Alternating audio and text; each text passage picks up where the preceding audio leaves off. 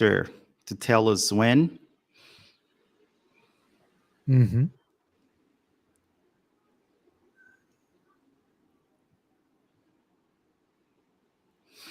Okay, okay. Are we on air? Yes, we are. Hey, Yes, we Rudy. are.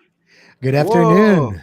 Hey, how's it going, man? Happy New Year. Happy Happy New Year. Happy 2025, man. 2025. Happy Yes, 2025 to you, to it's good. everybody. Happy 2025 to you guys. Yes. Everyone, thank you so much for joining. This is the very first episode of Chá Pedagógico this year. And if you don't know who we are, I'm André Hedlund. This is Rudy Mattiello, and we talk about a lot of crazy stuff, okay?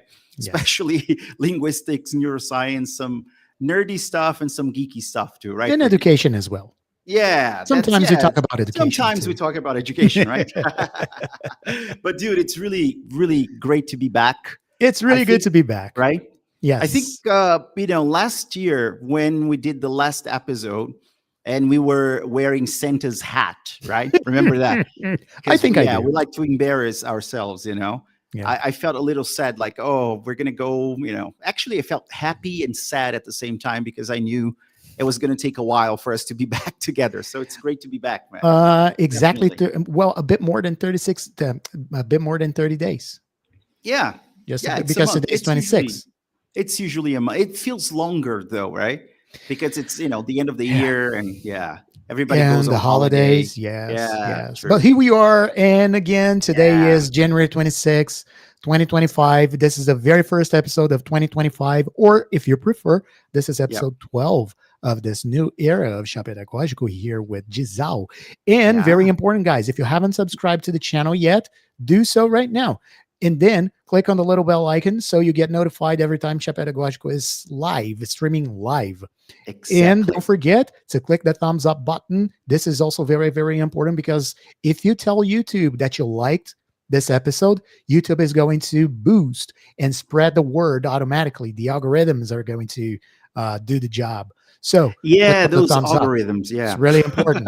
And don't exactly. forget, if you really know, Yeah, if you know someone that's gonna like the episode, someone that's that may be interested in the metacognitive aspects of teaching and teaching in general, don't forget to share the link. Click on the share button that yeah. we have down here somewhere. Spread the word, Uh, guys. Come on. Yes, copy Yeah, the link, paste the link. You can paste the link on your WhatsApp group, the WhatsApp exactly. group of teachers that you're on. Yeah. I don't know. Spread the word, And so you know then more what? people are going to be with us. That's it, Rudy. And you know what? I think this episode, more than any other episode, I think we always say that. So anyway, but this one is really important for teachers Oh out yeah, there, especially starting the semester now, because we know that a lot of teachers are going back to class now, right? yeah. After a long period. Some of you are doing we call it semana pedagógica, right? So it's basically professional Oh development right now. So yes. you probably had a lot of cool training sessions, but we are going to talk about not knowing what you don't know and how you become aware of what you don't know so you can be better and you can change and you can learn what you don't know, right, Rudy? Yes. That's the whole purpose of this episode. And that has I think everything this to do is, with metacognition. to be Yeah. honest, I think this is the secondary purpose of the episode because the first Yeah. purpose of the main purpose of the episode is to finally put together on the same page Yeah. Socrates, Ortega Oh, Gasset, yes. and Pikachu. Yeah. And, If you guys Fernanda are, Torres, guys. and Yeah. yeah, and if you want to put Fernanda Torres in it, yes, She's great there too. Yeah. the frosting on the cake. Yeah. How are Yeah. we going to be able to link all these characters, put them all on the same drawer? Yeah. We're going to Yeah. try to do that. And this is going to be very interesting. And guys, don't forget Yeah. the chat. The chat's live as well. So please It don't is. hesitate to interact with us here in the chat box here. It's really, really important that you We do have a so. poll for you. It's And we also ready. have a poll. Yes, Yes. it's And we ready. already have 8 votes. We do. So Yeah. keep them coming, guys. Yeah, because this is actually the framework we're going to use today. I'm going to talk to you a little bit about that later.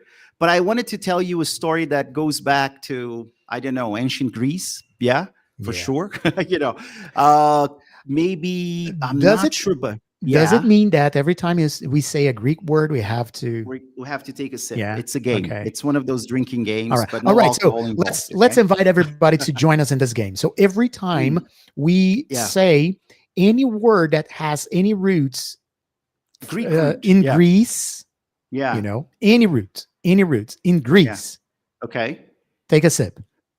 All Okay. right. Yeah. Did we just say? Okay, I'm not sure now. I don't think I so. don't know. Okay, but anyway, Socrates. Yeah, Socrates was considered the father of modern Western philosophy, right? And I Yes. think that the coolest thing that I learned about Socrates when I was doing some research to write my book, The Owl Factor, and I've always been into philosophy, was that Socrates was an arrogant guy, according to some people, but he was actually very humble too, because he, unlike many other powerful people in Athens, thousands of years ago, he really admitted not knowing a lot of stuff, And the cool thing about this story is that I think two very current, I'd say, very, very relevant sayings came from Socrates, according to legend, anyway, according to, Plato's writings and Xenophon, the people who actually wrote his dialogues, right? And the first one is know thyself. Now, that's very important because according to Socrates, I think we can fall prey to cognitive biases. Of course, he didn't know about that word back then, but we can very easily be in a position that whatever we think we know is distorted because we're operating under our cognitive biases. And, Rudy and I talked about cognitive biases all the time, right? We did an episode about that. But the coolest thing, again, is there was a time when one of Socrates' disciple decided to ask an oracle at Delphi. There was a big temple there. Who was the wisest man of Athens? And the oracle said, Socrates is, right? And then his disciple came back, running to Athens, told Socrates that, and Socrates basically said, that's BS, I'm not the wisest man in Athens. And he went on to prove that he was not the wisest man in Athens by asking a lot of important and, very wise people questions about the things that they said they knew. And what Socrates found out very quickly is that after just a couple of questions, very smart questions, they couldn't answer. That pissed off a lot of people, and that's why he died. So, to make this story very short, right, Rudy? And I think that's the idea here. There are things that we are very sure about that we think we know very well because we work with those things. Like, as teachers, we think we know how to teach very well. We think we know methodology very well. But sometimes we're not even aware of certain things because we've never studied them. We've never Yes. seen them, right? And Yes. that's what we're going to address here. Exactly. So in this first 25% of the episode, Yeah. we are going to address the idea, the notion of the unconscious incompetence. All right. And please, Exactly. guys, don't be mad at us when we use the word incompetent, the words incompetent or incompetence. It doesn't mean that we're dumb. It doesn't mean that we have no knowledge. No, that's not what we're saying. Incompetence or being incompetent in this case, in this episode here, this is going to mean that we don't have the skills or that we don't know certain things. Exactly. And it's okay. It's okay. It's just like being ignorant, right, Rudy? It's the same. It's when you don't know. You don't know. You just don't know. All right. Exactly. We're not trying to offend you. We're not trying to offend anyone. We're just telling about something that we don't know. And why are we going to start with the unconscious incompetence? If we think as our job as a teacher or as a teacher in general, not only language teachers, but teachers in general, if we are aware that there are things we don't know, this is going to force us, consequently, this is going to force us to get out of our comfort zone. Exactly. And making the link, Socrates, there was a philosopher called Jose Ortega y Gasset. Jose Ortega y Gasset. Yes. And great Spanish pronunciation, amazing Spanish pronunciation. I I gotta nailed work it. on my Spanish, man. Yeah. Analia is from Argentina. She's watching Yeah. us. Please correct my pronunciation. She's gonna tell you you have a very European Spanish Yes. pronunciation. Oh, and there's another person. There's Not Argentinian. Yeah. Yes, Yeah. yes. And Juan Carlos. Juan Carlos is from Colombia. So we have two people with a lot of expertise, a lot of knowledge. Yeah. They are not True. incompetent at all in Spanish. So Jose Yeah. Ortega y Gasset. Right? Aha. So he was a philosopher. And Exactly. in one of his very famous books called The Revolt of the Masses, he calls what he makes this two groups of in the society. We have the masses and we have the minorities. And what are the minorities according to Ortega y Gasset? According to him, the minorities are those people who don't have talents or who claim don't have talents. And why are they minorities? Because everyone's got some skills. It's going to be hard to find a person that doesn't have any skill. Even if your skill is very, very simple, like, I don't know, clip nails, trim your nails. I don't know. You know, I don't have this skill because every time I have to trim my nails, I hurt myself. Seriously, I don't have Come on, skill. Rudy. You got to practice, man. Seriously, I really, it's true, man. It's really, really true. So if we consider ourselves, according to Ortega y Gasset, if we consider ourselves part of this minority, only if it's for a second that, wait a minute, there's something I don't know. There's something in the realm of teaching that I really don't know, but I don't know what it is. I really don't know what it is. That's when, consequently, you're going to have an effective professional development. You are ineffective. Why? We're not going to talk about conscious incompetence yet, but it's kind of like a it's sneak the preview. next step. It's definitely. a sneak preview of what comes ahead. Yeah. Because when you look for professional development of something that you don't know, this may be biased. Because what we're seeing, again, just planting some seeds here, but what we're seeing is a lot of people seeking professional development, a lot of teachers seeking professional development, just to find answers, to support their own beliefs. True. So there's no bias, by the way. There's a name for that. There's no development in this case. You're just going to find something that's going to say exactly what you want to hear. That's not a development. And you know what, man?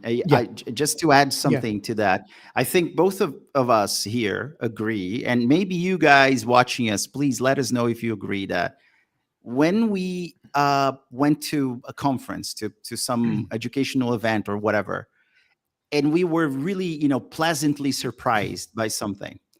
We went to a session that we thought, well, there's nothing else, and and maybe that's an interesting topic, but I've never heard anything about that. And then when you go to that session and you learn something that you didn't even know you didn't know, but in a very good way, in a very pleasant way, I think that's when we make the most progress as professionals, right? Because we become aware of a whole universe that we were unaware of, And that's the thing. Those things maybe happen by chance because you have no idea. Or you can actually make a point of trying to explore the things you don't even know you don't know, right, Rudy? Yes. Yeah. And once you're aware that there are things you really don't know, that there is probably a universe for you and for us to explore. Once we realize this, once we've come to this realization, then we are going to be able to better help our students because they are also going to feel like this, like, oh, wait a minute, is there anything I don't know?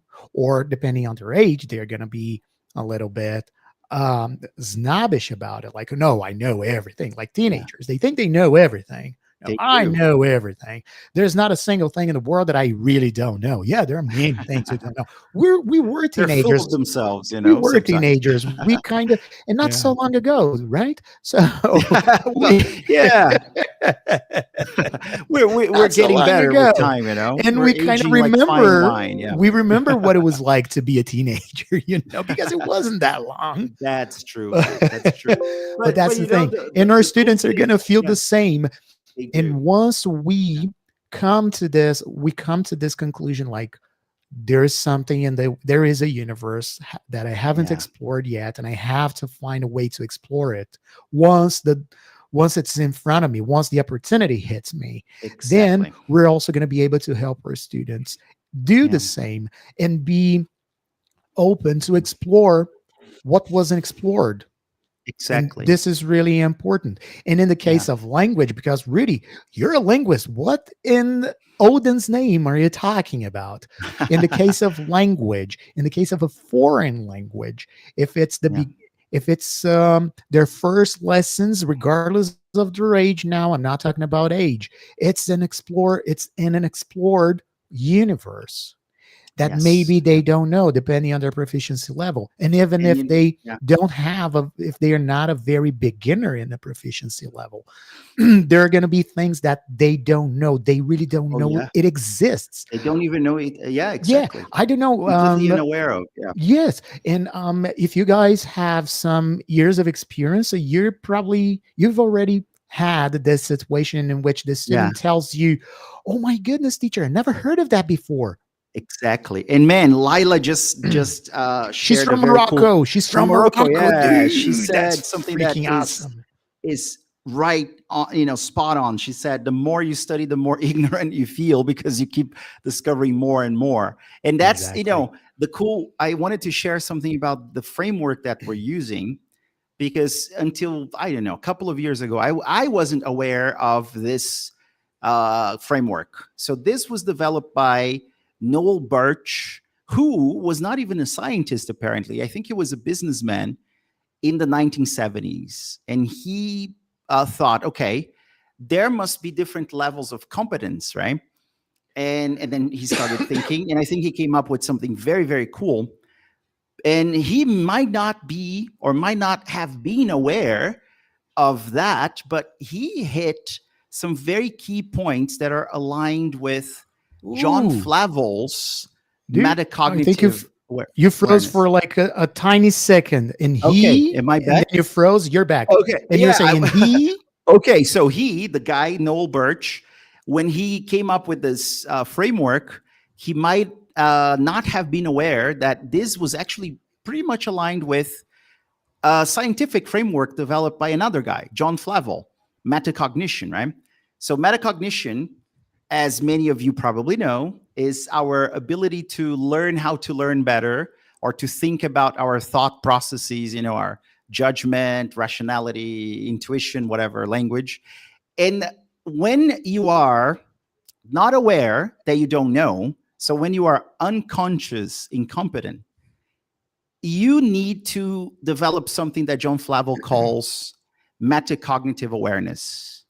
And that's how cool this is, because if I don't know that I don't know stuff, then I have to find out, right? I have to be exposed to the things that I don't know somehow.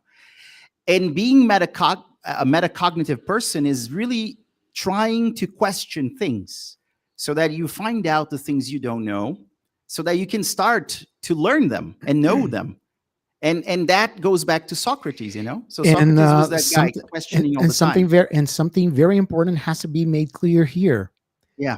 It's not going to a congress or to a seminar or to any kind of event with professional development, with workshops, with seminars, etc., with lectures, in Yeah. being like, I'm gonna see this one because I know nothing about this. No, no, no, no, no. That's not it. Yeah. You don't know. That's the thing.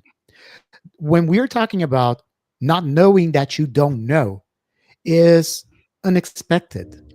It's a universe you don't know it Yeah. exists, but Yeah. being able to recognize it when it's in front of you, when you see it, you're like, that's it. Seize the opportunity to learn. Exactly. Yes. That's it.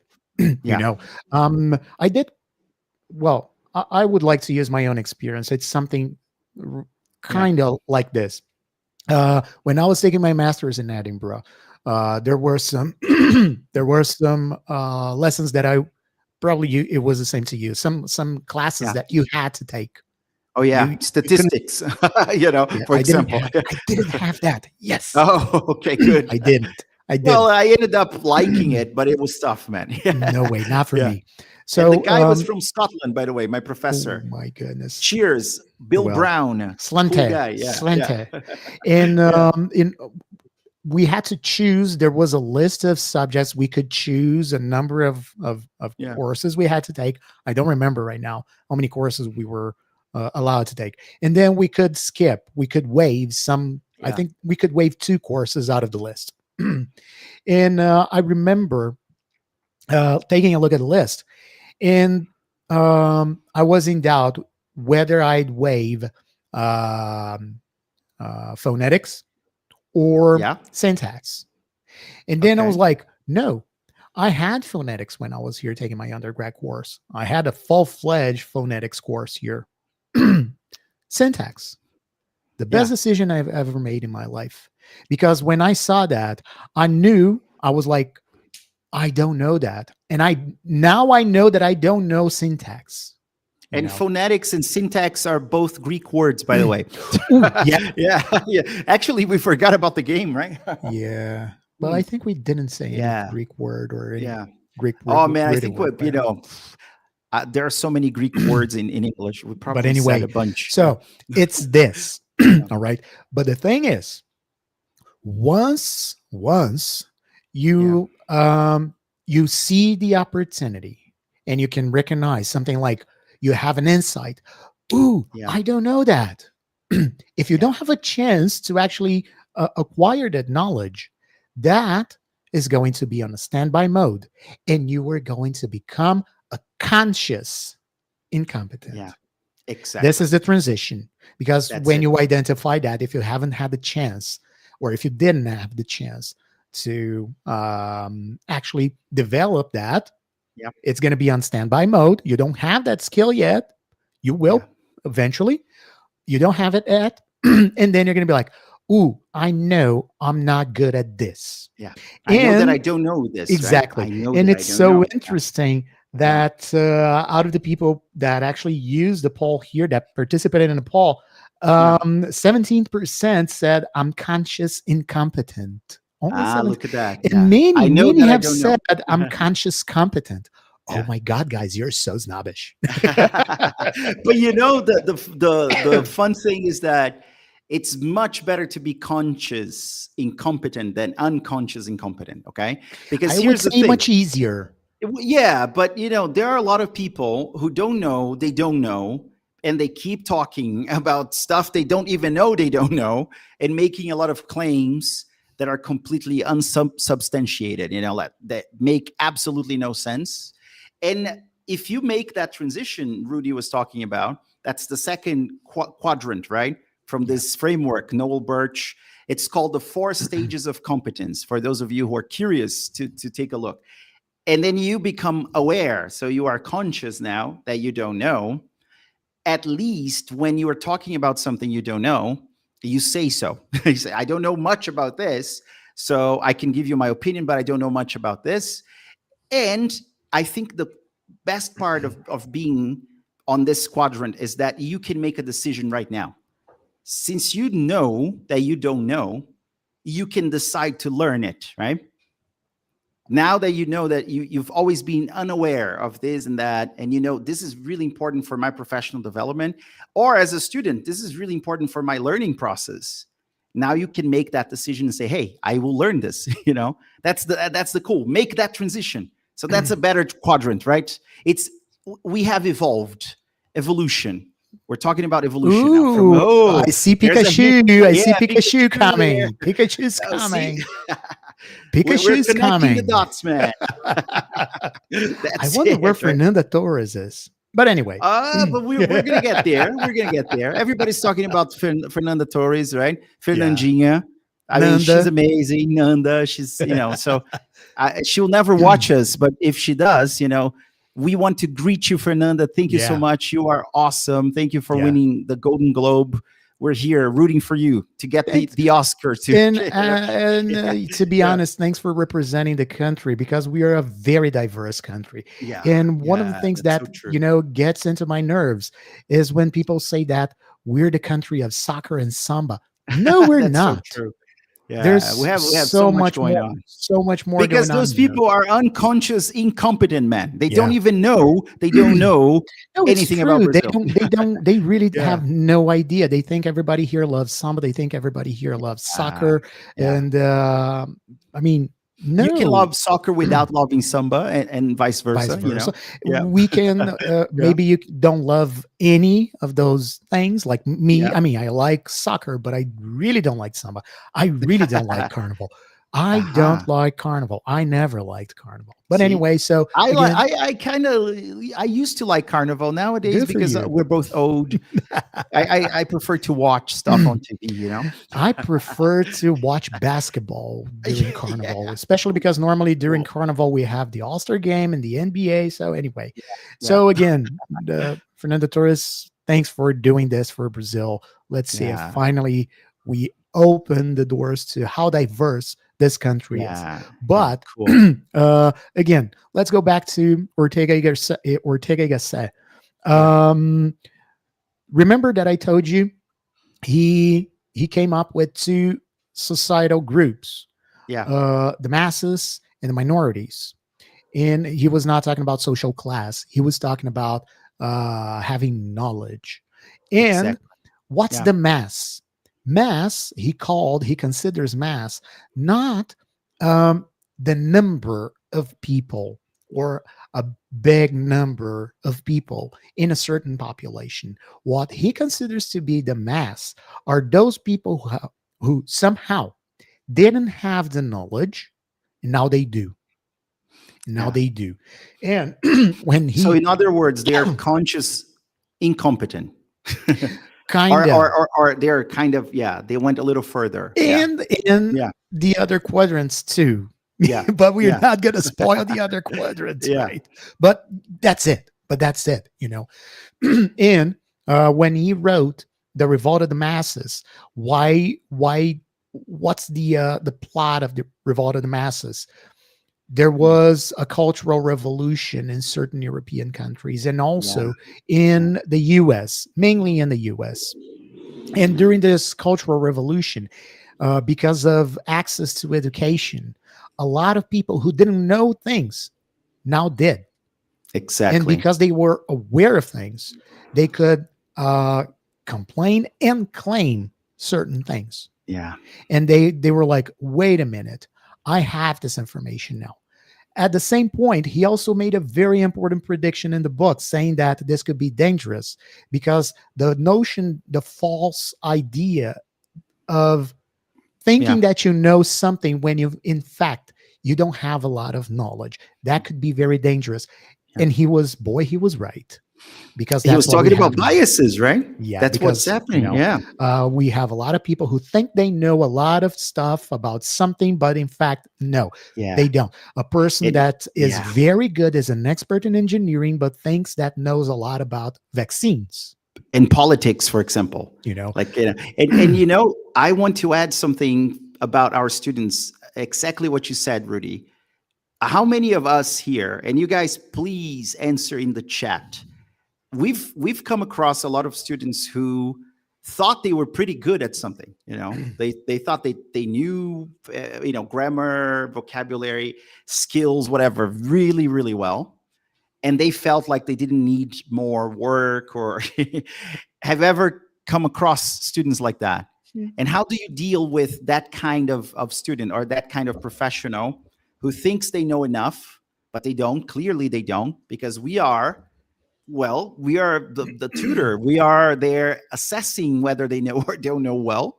And even when we tell them that they don't know very well, then it doesn't make them change anything. They want to keep their ignorance, so have you ever come across, how did you deal with those students? Because by the end of today's episode, maybe we'll give you a couple of tips on how to deal with those students, and those professionals, right? For sure. Absolutely right. So that's what Ortega said about the masses. So the masses are those people who didn't have any kind of information. Now they do. And they started claiming for things or complaining about things like, wait a minute, I know that's not supposed to work like this. So it's supposed to work like this way, not that way. And that's what we have. When we are consciously incompetent, I can say that, when we have the knowledge, we automatically know that we don't know something. I'm going to repeat it. When we have the knowledge, any kind of information, consequently, we know that we don't know something. So, like me, for instance, like André, we got our masters. The moment we got our masters, we can say that I'm good at this, but I'm not good at that. Yeah. And it's the same with any information. It's the same. And if we stop studying, and that's the harsh message we have for you guys here.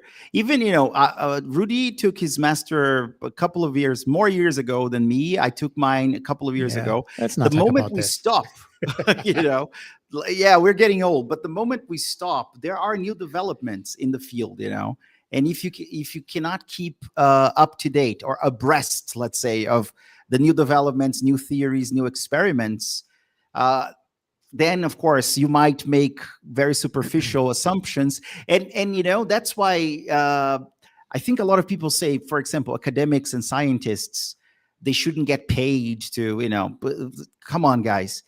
For example, scientists, they have to read a lot of papers every week. They have to keep up to date to what's going on, and of course we have to pay them a salary to be able to make the best use of their resources, cognitive infrastructure resources, to develop new theories or new technologies or whatever, because that's how fast the world changes. So we have to keep studying. We can't stop studying, right? Absolutely right. And Lila, we come across them all the time. The challenge to make them aware of their ignorance. But that's our point. That's why the title of this episode is the metacognitive aspects of teaching. So we are looking at ourselves. We're looking within our own practices. Okay. We're not necessarily talking about students today. We're talking about us, teachers. We need to know that we don't know that. We need to be humble enough in saying, hey, look, I'm great at designing activities, but I'm not good at designing lesson plans. Or I'm very good at designing lesson plans, but I'm not good at managing groups of teachers. I don't know. Or delivering. Maybe I'm very good at designing, but not delivering. Or like Lila said, I'm very good at designing, delivering, but I'm not very good at convincing my students who don't know that they actually don't know. Exactly. They should listen to me, Exactly. So again, it's all about you need to understand, we as teachers, we need to understand we're not perfect. Even though we do have some knowledge, but there are a lot of holes. It's like a Swiss cheese. There's a lot of holes. It's a big block, a solid block, full of holes. You're making me hungry now, man. I don't think this was the best. At least I didn't use the mug as an example. Well, you did now, but the mug always comes up, Didn't use the mug as an example this time. It's a brand new year. It's a brand new year. Didn't say the mug. I used the Swiss cheese. Let's try to use the mug less, right? We always talk about the mug and a house, right? For 6 years. 6 years. By the way, this is our 6th anniversary of Chá Pedagógico. Man. 6th anniversary of Chá Pedagógico. For 6 years. We've been doing this for 6 years, man. This is season 6. Crazy, Yeah, we're gonna have more seasons than Grey's Anatomy. Okay, well, that's gonna be a challenge, man. Nah. Shonda Rhimes, right? She's the one who wrote the I guess man, so. like 20 I seasons or guess. more. I don't I know, guess man. so. I It's have no gonna idea. take a long But time. Yeah. but the thing is, we need to know that we need to be aware of our weaknesses. Yeah. And once we're aware of the weaknesses and once we embrace that we have weaknesses, then we're going to be able to actually tell our students and address that. Like, hey, come Yeah. here. You're not as perfect as your parents say you are. Don't Oh, don't that's very important, man. don't. Yes. No, but that's for another episode. Tell That's for them. another Tell episode. them. It's very That's for another but episode. you were explaining what metacognitive awareness is. That's it. What John Flavel says, So I don't know that I don't know, and then I become aware. I know that there's something I need to improve. So as a teacher, I realized that I suck at classroom management. It's really I have too many students, and it's really hard to help control what they're doing. They're very disruptive, whatever. So I'm not very good at classroom management. Yeah. But then you found out that you are not good at classroom management. So what do? That's when you move to the next quadrant, right? Now you make a decision. I need to learn how to better manage my classroom. And then you start becoming slowly conscious competent, right? Yes. Because you start learning about it, you start reading more about it, you watch episodes like this, to know a little bit more, and you share the links and you share them with the ones that you like, with the ones you are going to Exactly. love the episodes. Yes. And seriously, guys, again, before we go to the next quadrant, if you haven't subscribed to the channel, do so. It's really important. Don't forget to click on the bell icon, because then you're going to be notified every time Chá Pedagógico is live, like we are now. Exactly. And don't forget to hit the thumbs up down here. All right. And we have a special guest, Professora Sheila Yeah, I Baum, know. right? Shayla's Cool. here. Yeah, she's here.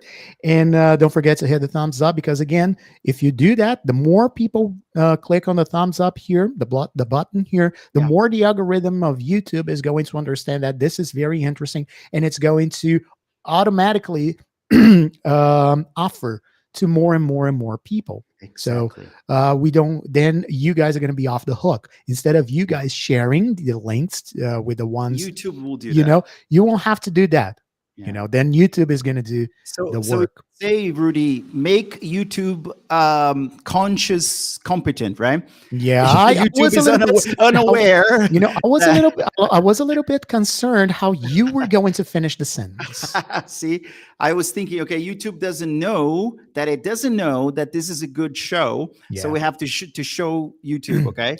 And you guys can help us do that. So once again, you're not good at something, and then you decide to seek professional development. And once you get the development you wanted, the development you needed, you are going to be automatically consciously competent. Exactly. Because then you're going to be able to say, I'm good at this. I know how to do that. It's like if I ask you guys if you know how to ride a bike, hopefully many of you know how to ride a bike. You're going to be like, yes, I know how to ride a bike. I'm okay with riding a bike. So that. And then, according to Ortega Gasset here, then you're going to become part of the mass. So you are not going to be a minority anymore. You are going to be a mass. Is this a good thing? Yes, this is a good thing, because you're going to have the tools to actually help your students. You're going to be able to perform your activities very, very well, with a very high level of excellence. Your students, regardless of their age, they are going to feel empowered. Your students are going to feel loved. They're going to feel as part of something. They are going to like it. They are going to love it. And more importantly, they are going to progress as you progress as teachers. That's as so true. we progress as teachers, they progress as students as well. Rudy, are we going to have it's a two-way street, right? We learn from our students, they learn from us, and we adjust things, right? Exactly. Yeah. And all that happened once we looked within ourselves, and we stopped and thought, wait a minute. There was a universe, an unexplored universe that I'm going to explore once the opportunity hits me. Great. Then Yeah. opportunity hits you. You already know what you need to do. You sought Yeah. development. Now you're an expert. Now you're a great teacher. Now you have the Yeah. tools, like your students. They didn't You're know. an expert, but it takes time, right? Because you Oh, got to keep. yeah. No, it Yeah. doesn't have. That's not. Yeah. Come on. Seriously, do we really have to tell them that that's not going to happen Well, I don't know overnight? who's unaware. Yeah, but It's that's not going to true. That happen is true. overnight, No, guys. it takes time. The Yeah. insight, no. Yeah. Maybe you're going to Yeah. have this insight once you're going to. Yeah. And by the way, there is going to be a very, very, very nice event in São Paulo again, Batch Brazil, And we're in gonna be there April, again and we're going to be there. So live, if you have a face to chance to face. go to Batch Brazil, don't forget to find us. And yeah, but anyway, so Disal's booth exactly. somewhere. And Yeah. if you go to that event and then you take a look at the list of workshops that they are offering or talks that they are offering, then you're Yeah. going to be like, ooh, I didn't know this existed. I'm going to participate in this talk. I want to be in this Yeah. talk, you Yeah. know? So see, this is not going to happen now. This is not going to happen once we finish this episode. This may take time Yeah. for And- the eureka moment. Eureka, Greek word. yeah, Yes. Eureka, cool. And insight, aha. And Yeah, wait. Analia insight. mentioned a couple. No. Yeah, Insight's you know, not a she, Greek word. yeah, insight is not. Anyway. Nor aha. Well, anyway, I think dude, we forgot to drink so many times today. There were a Thank lot of Greek goodness it's tea. words. Yeah. But Analia said something interesting that yes, I agree that sometimes we become aware of what we don't know, and then we feel embarrassed because it's hard to admit that we don't know certain things about our own, field. And I think that's a very important feeling because it's okay to be embarrassed that you don't know, I guess, right? It should be an extrinsic motivator for you to get started. I think the third quadrant, which is the conscious competent stage, is sort of like the first step of the real learning process, when you say, okay, I know that I don't know, so let me start learning. And then it's going to take time. So the word competent here doesn't mean that you are proficient, that you know really well, but you are in the process of learning. And yes, that has something to do with mindset, but I just want to remind you something. Actually, that there's nowadays, there's evidence coming out that the idea of mindset is not that effective. Interventions based on mindset, like growth mindset, Carol Dweck, especially at school, because maybe the type of intervention is not really well designed, or maybe it's something that doesn't happen as it's supposed to. So I'd be careful with everything. Like just today, we're talking about coaches, right? The idea that we can magically change people's attitudes and behavior, and because of a word or a series of exercises or something that it's really fast, hardly ever really happens. So the whole just change your mindset and you will be great. No, it takes work and time, and and I think so you can use it, but just remember that interventions don't work. That's the thing. Yeah.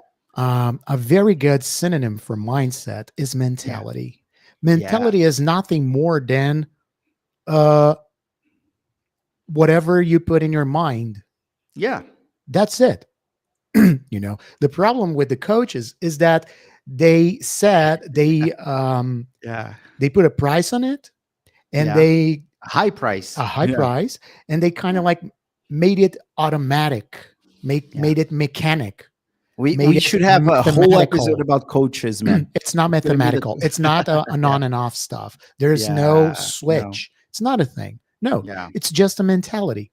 It's like this. When you find out you don't know something and you say, I don't know that, that's a mindset. That's a mentality.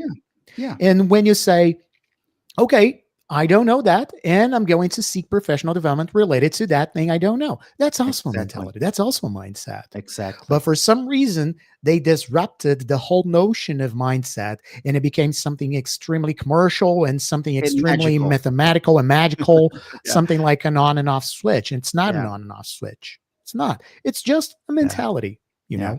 But of course, it can And be good because once yeah, once you have that it's a in cognitive mind, awareness, right? it's a kind. When That's my yeah, point exactly. It's a yeah, metacognitive activity. It's a yeah, metacognitive activity. exactly. And we've been talking about this since the first quadrant, and now we are talking about the third quadrant. And again, Yeah. this I would say is, as you said, Andre, Yeah. it's an important quadrant because you're ready. You will have the tools, but more importantly, Yeah. you will automatically know you're not good at something Yeah. again. Yes. As you're Again. trying to learn it, you'll see that you need to improve certain Again. areas, right? Yeah. You know, Yeah. again. And this is really important. Yeah. and uh and if you don't know, and it's not that you don't know, if you're Yeah. not humble enough to Yeah. acknowledge that there's something in the universe you don't know, or there's a universe that you haven't explored yet, Exactly. you are going to be, in my humble opinion, in the fourth quadrant, which is the trap.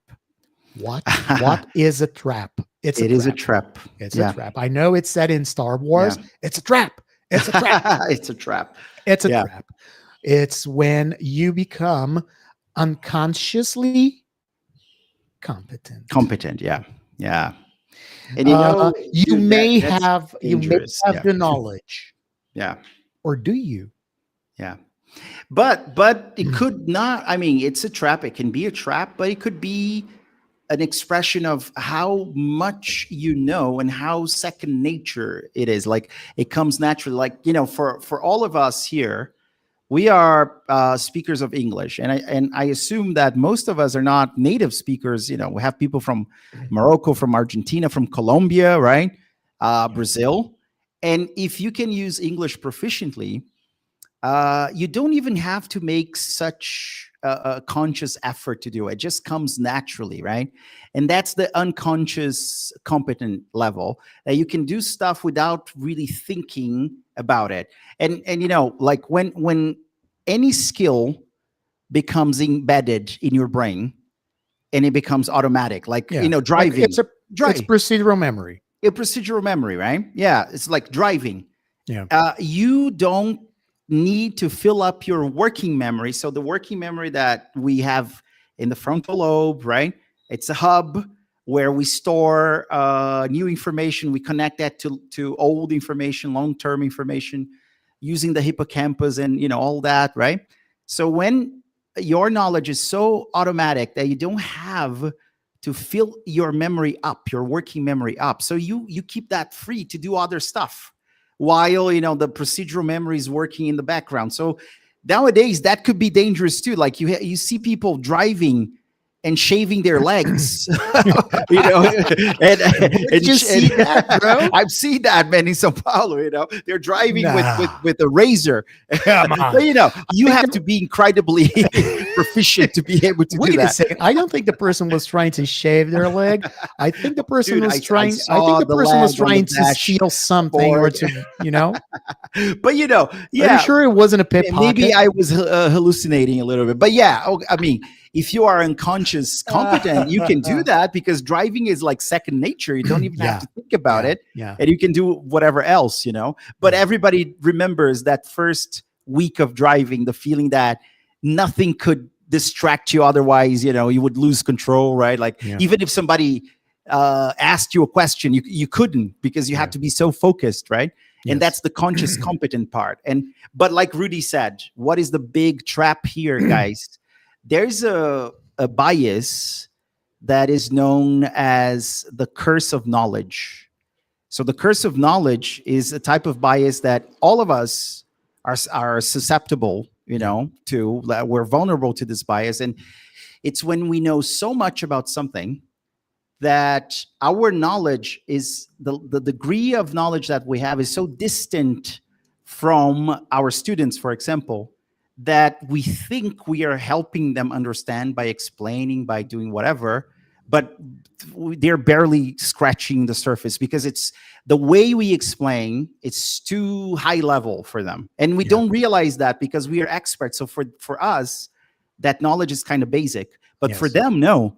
And then that could be the trap, right, Rudy? And this can be the trap. And let's again focus on our students. When your students already know, or when they are proficient at a certain skill, they may think they know it all, that they don't need to know anything else. Exactly. And why do they think they don't need to learn anything else? Let's say that if they're proficient enough, we'd say that they have a fair amount of words stored in their repertoire. They can control and manipulate very well with almost no mistakes the basic tenses.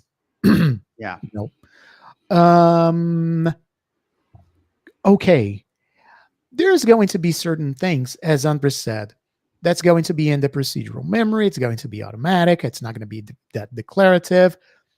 And then one thing you can do with your students is try to tell your students if they can explain that. Yes, there like, you go. Okay, explain that to me.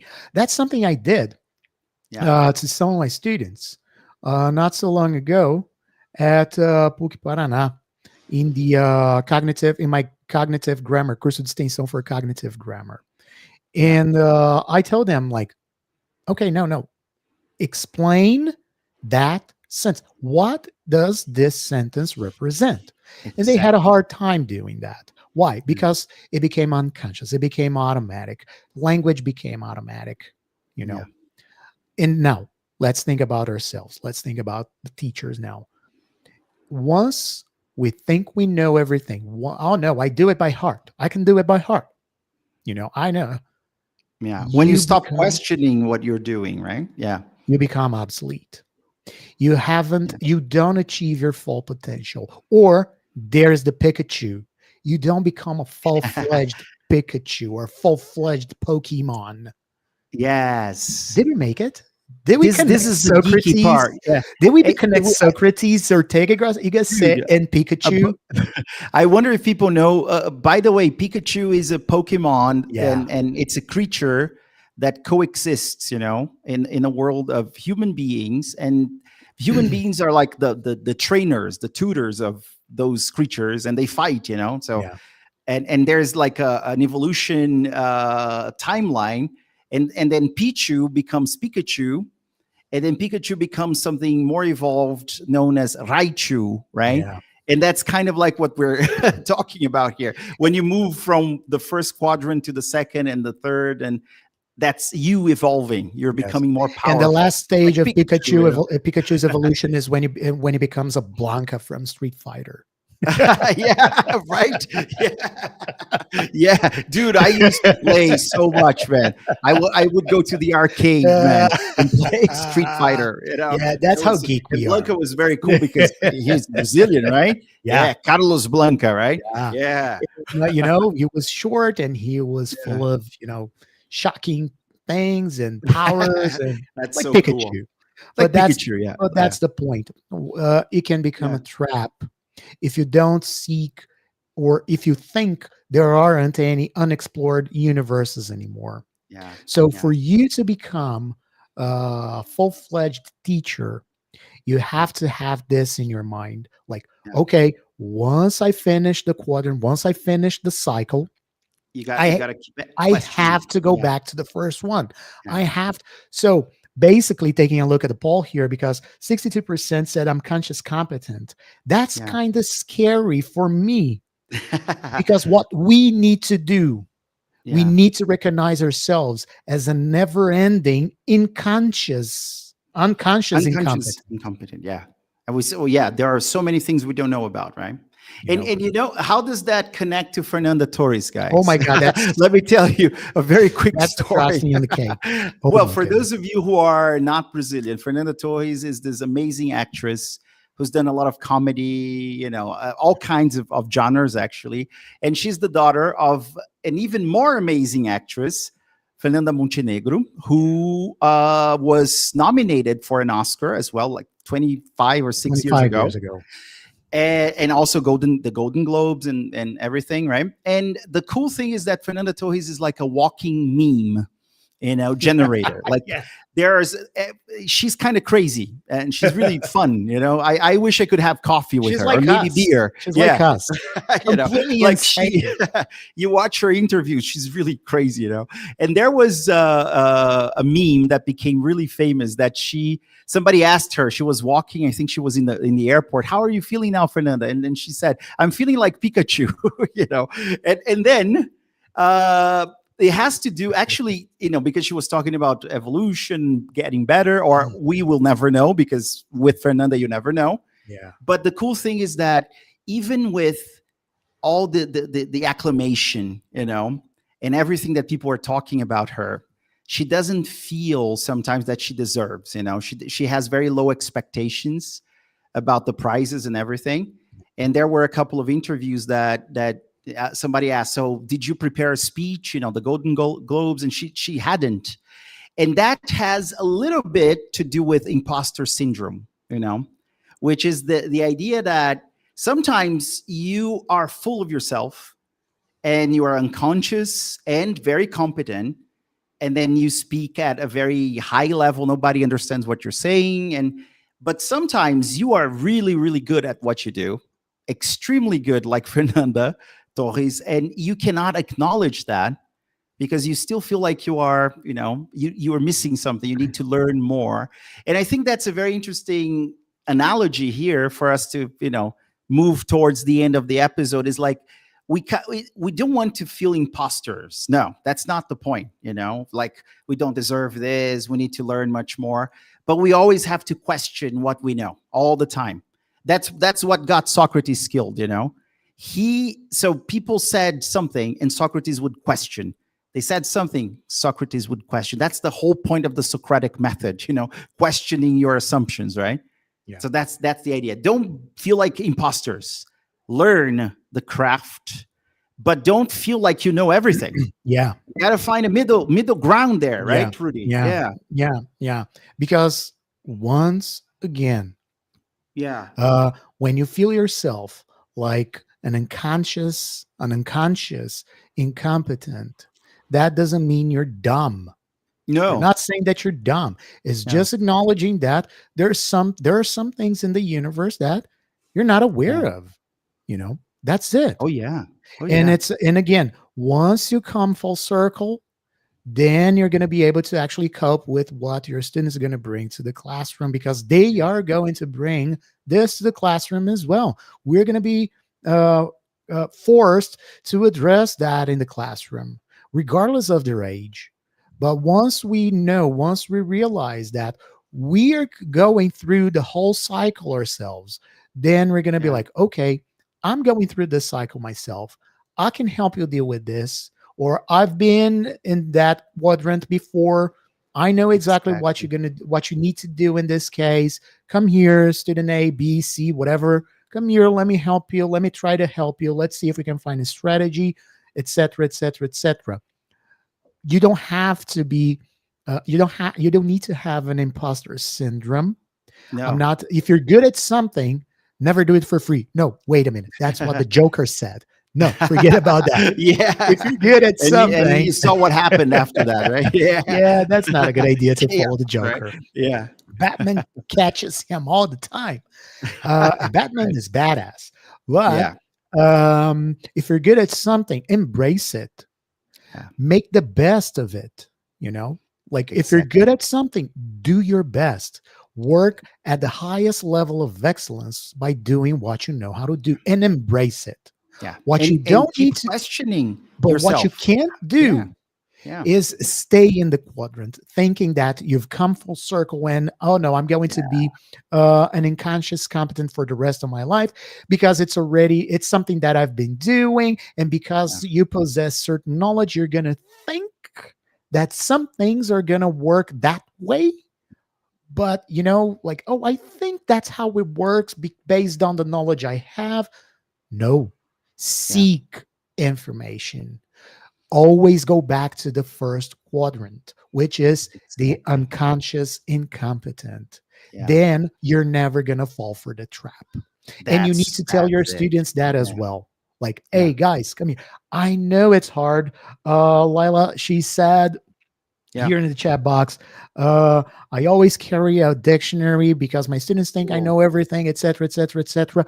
By doing that, by showing your students your uh, your lack of knowledge, and please And mind it's the air okay to quotes not know here, everything. Yeah. Yeah. mind the air quotes here, your lack of knowledge, they are going to humble themselves. They're going to be like, wait a minute, if Yeah. my teacher, Well, my who I teacher think is is the doing it, full right? possessor of every information in the universe, is telling Yeah. me, or it's showing me that they don't know something, well, maybe it's okay for me as well. Yeah. And this can be one of the insecurities that your students have carry to the Yes. classroom, Yeah.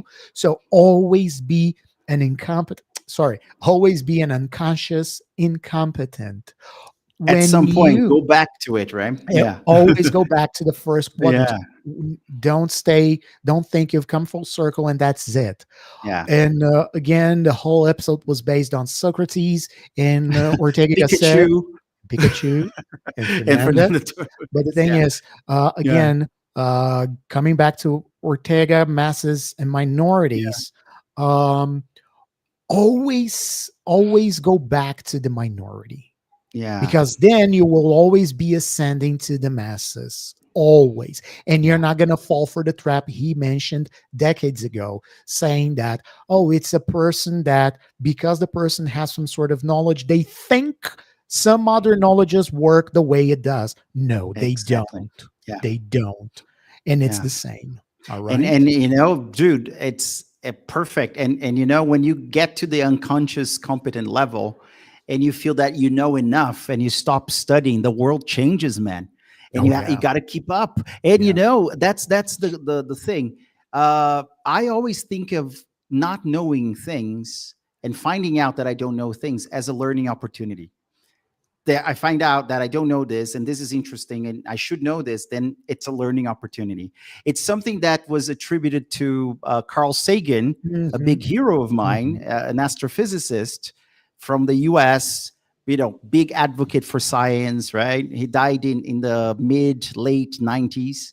And he didn't actually say this apparently, but when somebody was doing a profile in a magazine, Newsweek or whatever, they quoted that, attributing the quote to him, and he said something like, somewhere something uh, incredible is waiting to be known, and that's a huge sentence quote that usually goes with Carl Yeah, Sagan. And I think that's the spirit, like that's the spirit. if we get to the highest degree of our competence and then we feel like that's enough, what's the point of doing anything else? Like, yeah, we have to keep improving, evolving, just like Pikachu, guys. Just like Pikachu. There's a Yeah. very, very nice book. Unfortunately, Yeah. I always forget to bring my books with me. Yeah. But Which I'm one is taking it? a look at my book. It's there. It's as if it was, shining because it's there. Yeah. From Boaventura Souza.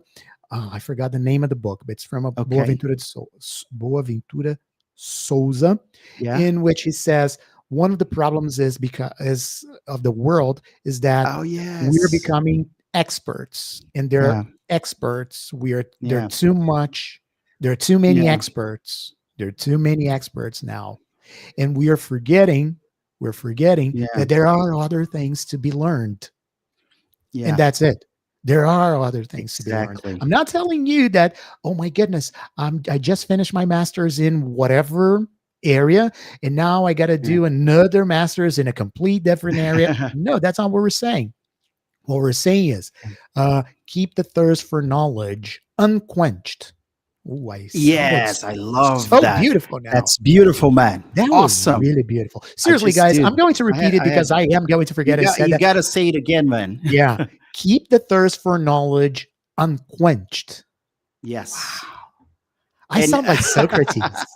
yeah, right. Ah, Yeah. that was really cool. And you know what the problem with the world is, according to Bertrand Russell, he said, and I quote here: "The whole problem with the world is that fools and fanatics are always so certain of themselves, but wiser people so full of doubts." Yeah. You know, and I think that's a very important way for us to end this episode. Like, if you are unconscious, incompetent, but you stay there, you don't make a point of actually learning and then becoming better, and Yeah. then it becomes second nature. But then you go back to the first quadrant, then then your biases are operating Mhm. and you don't know, right, Rudy? I Yes. think that's it. Yeah. Lila, that's what we're saying. Yes. Don't don't think that coming full circle, because she said I'm confused now. Yeah. What are you confused about, Lila? Yeah, what Let we're us know. saying is Yeah. once you've acquired the knowledge, Yeah. don't sit on it. Yeah. Remember, there are other things to be explored. Go back to the first part, go back to the starting Exactly. line, which is becoming an unconscious incompetent. When you're an unconscious incompetent, you're Yes. aware that there are, or you know that there are worlds to be explored. You just don't know it Exactly. yet, but you embrace it. But You you will find acknowledge it. out. Yeah. You will Become. find Yeah. out. Okay. Exactly. Don't sit Yeah. on your degrees. Don't sit on your knowledge. Don't sit on your titles. That's what Yeah. we're saying. Okay, Lila. All Test right. yourself and teach the same to your students. If they feel Yeah. like they know everything, well, tell me, show it to me, Yeah. and then they realize that maybe they don't know that much, right? Exactly. That's a Socratic Yeah, um, practice. it Tell is, me. right? Show me. Yes. Yes. Okay, dude, that's it, man. Woo! Okay, first episode of 2025, folks. Thank Did you you so like much the for being episode, here. guys? I know Please. Analia loved. Thank you. Yeah, she said. Okay, A Lila, lot of you're food from for thought. Morocco. Was this your first Actually, episode with he's us? from Argentina. Are Yeah. you talking about Lila? No, Okay, Lila from Morocco. Yeah. Yeah. Lila is from Okay. Morocco. Yeah. And was it your first experience with Chá Pedagógico? If it was so, please don't Yeah. forget, you can find us. We have socials. You can find out us everywhere, Yes. or tags on Instagram, because then you can talk Yeah. to us more directly. At Mattiello Consultoria, double T, double L, like our names Let me down, try to down write here. this here. And Andre's tag is the The Learning Learning Cosmos. Cosmos. You know, Yeah. so find us on Very Carl Instagram. Sagan-y, Yes. Yeah. Yeah. Don't forget to hit the like button. I see very, very short amount of likes here in the episode. Yeah. I want more. I want more. Okay, we want more. We need more. We need more. Come on, folks. Yes. Like it, Don't share. don't forget you to know? subscribe to the channel. This year, the next episode is probably going to bring some new things, some surprises. Yeah, for you Yeah, guys. exactly. For you guys. I think you're going to love it. I Yeah. really think you're going to love it. Okay. Yes. Thank you so much. Thank you so much for joining us in this 6th year of the episode, no, the 6th year of The Chá podcast, right? Yes. Pedagógico. Yeah. Exactly. Second Dude, year. thank you. Here on Giselle's YouTube channel. Thank you Yeah. so much, Giselle. You're our new home. And we're It's going to not new anymore. Well, not so new anymore. Nah, We've been doing this for over a year. Yeah, it's not a brand new, but Old yeah. news, right? And once again, we can't forget to Yeah. thank, actually, we'll never thank enough the team behind us, Lyrica. Jessica's back. She's our big sister. She Our is big the sister. director of this episode. So she is. If she was not she's here, the folks, oracle. we'd be in trouble. We'd We be don't know how to big, do big the trouble. stuff that she does. Camitas, thank you so much. Thank you so Yeah. much, guys. This is our team. This is the team behind the scenes that's making the episode possible for you guys. Thank you so much. Yeah. And I'll see you next episode in February. It's not going to be the last Sunday in February. It's going to be because the last Sunday of February is going to be Carnival in Brazil. So many That's of you true. are going to be traveling or maybe enjoying Yeah. Carnival. Not me, but maybe you guys will. Well, So we're well, going to be we never one know. Sunday before the last, but you're going to know. We'll let you know. Stay tuned. Follow us on social media. We'll let you know. And thank you right. so much. Dude, thank you. Take care. Take care, guys. I'll see you. I'll see you. I'll see him. I'll see you when I see you. probably, you know? Yeah, we see each other all the time. So, see you guys. Bye bye. Bye-bye, guys. Thank you.